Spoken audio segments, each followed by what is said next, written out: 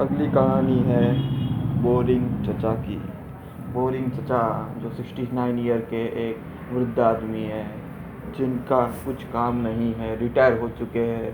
पहले उनकी दवा की दुकान थी, लेकिन अब वो बंद हो चुकी है क्योंकि वो उनकी आयुर्वेदिक की दुकान थी और उनकी उम्र भी हो चुकी, तो उन्होंने अपने ही मन बंद कर दी।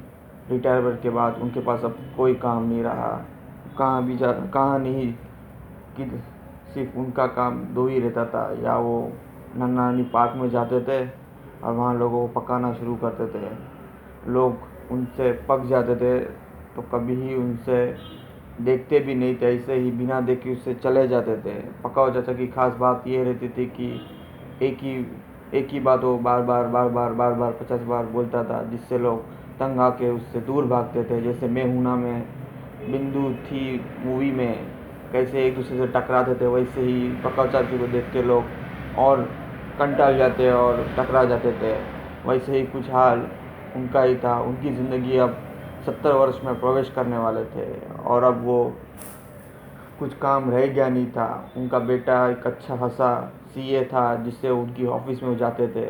वहाँ उनका कुछ काम नहीं होता था, सिर्फ और सिर्फ घूमना ही होता था और कुछ कुछ भी काम वो करते नहीं थे, जिससे वो बोर हो जाते थे और दूसरे लोगों को भी बोर करते थे। आए दिन कोई उनसे बात नहीं करता था। जो बात करता था तो दिल से नहीं बात करते थे, मानो ऐसे ही मजबूरी में बात कर रहे हैं, जिससे बोरिंग चचा बोर हो जाते थे।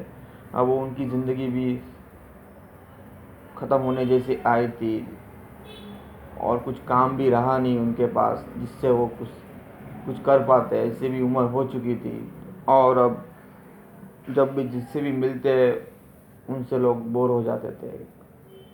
कुछ काम जैसे था ही नहीं उनके पास। कभी तो ऐसा मन करता था कि वो निकल मर जाए, लेकिन वो मरते भी नहीं थे क्योंकि उनका काम एक ही था, रोज़ चलना फिरना घूमना, सवेरे 6 बजे उठ के जाना और लोगों को पकाना। पका पका के वो एक दिन उन्हें एक पकाने वाला एक व्यक्ति मिल गया जो दुकान का मालिक था। शुरू में तो वो उस व्यक्ति को अच्छा लगने लगा। बाद में वो उससे भी बोर हो गए और उससे दूरी बनाने दूरी बनाने रखने लग गए, जिससे बोरिंग चचा कभी भी उससे बात नहीं करते थे। उन दोनों में बहुत बड़ा झगड़ा हुआ, जिससे नाराज़ होकर पकाओ चाचा इस शहर छोड़कर गांव चले गए और फिर कभी ना लौट पाए। ऐसे थे हमारी ये पकाओ चाचा, जिसे लोग बोरिंग चचा कहते थे। लोग उनसे बोर ही होते रहते थे। ये थी पूरी कहानी पकाओ चाचा की। कैसी लगी आपको बताइए हमें।